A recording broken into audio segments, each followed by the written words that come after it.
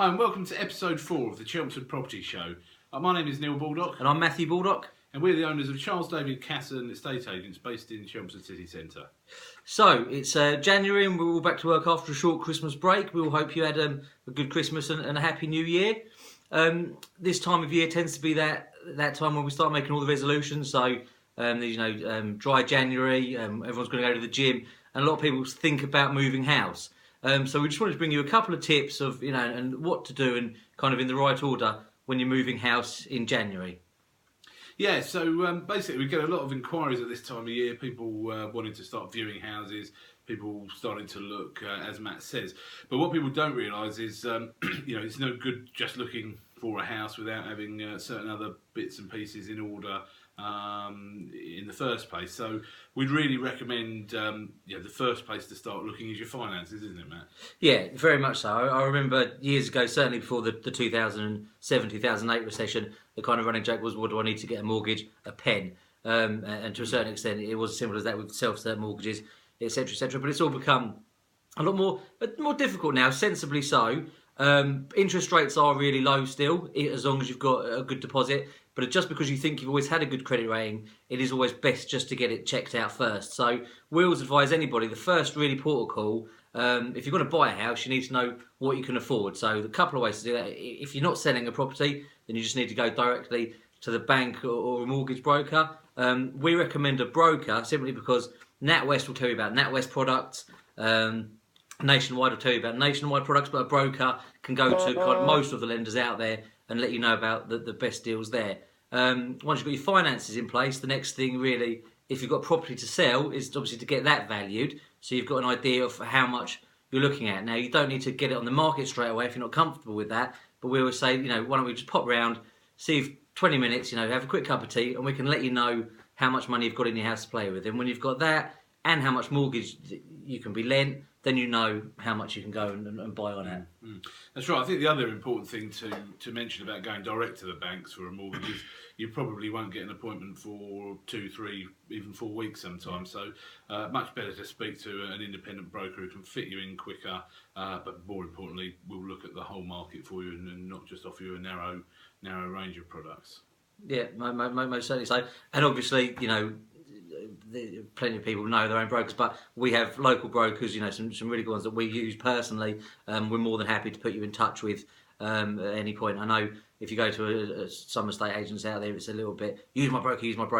Look, you've got to use somebody you're comfortable with, but we can point you in the right direction if possible. The other thing we wanted to briefly mention is what's happening to your house if you put it on the market just before Christmas. And so if you put it on the market before Christmas and you had photographs taken with Christmas decorations in, now you might remember, I think it was episode, one of the earlier episodes, episode 1, I think we said it doesn't matter if you've got that because it shows the house is fresh on the market. But by the same token, unfortunately, those Christmas decorations are really dating your property all of a sudden. And it's not just a case of, I've been on the market a couple of weeks, you've now been on the market since last year, which sounds silly, but it actually means quite a lot to buyers. It does, yeah. It's just that kind of psychological thing. We're now into a fresh year. It is a new year. People are moving on with their lives quite quickly, actually, in some respects. And, you don't want to be sort of looking back towards Christmas and thinking, OK, that house has obviously clearly been on for a while. Particularly, when you look at houses and there's a significant event shown in the house, then of course you look back to that. So if there's a Christmas tree in it, people will just be looking back to Christmas, whereas really you want people to be looking forward and looking to come and view your house and move forward with their house purchase. It's interesting actually, I bumped into a neighbour of mine yesterday who was asking me, has the market all kicked back off now after Christmas, and are people still looking? And I think we've sort of strangely found we've had the busiest December in a long time, and even straight away as soon as the office reopened, the phones have been ringing for viewings, haven't they? Yeah, no, it's been quite busy. It's strange. Usually, in the last kind of 14 years I've been in the job, I've always waited.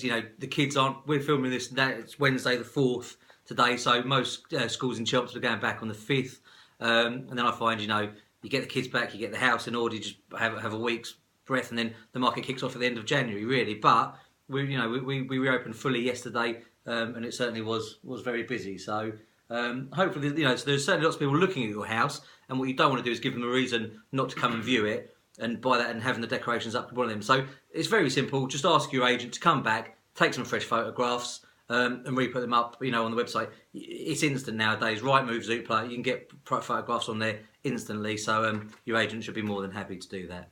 Yeah, definitely. So I think just to recap, it's important to, if you're going to start looking for your first house or your next house now, first of all, get your finances in order, speak to a broker, make sure you know what you can afford and if you can afford to make that move. Then speak to your agent. Hopefully, we can help you with that. Give you a value, see what you're realistically going to achieve in this market, and only then can you really then move on to the stage of getting it on the market. So if we can help with anything along those lines, obviously we'd be more than happy to.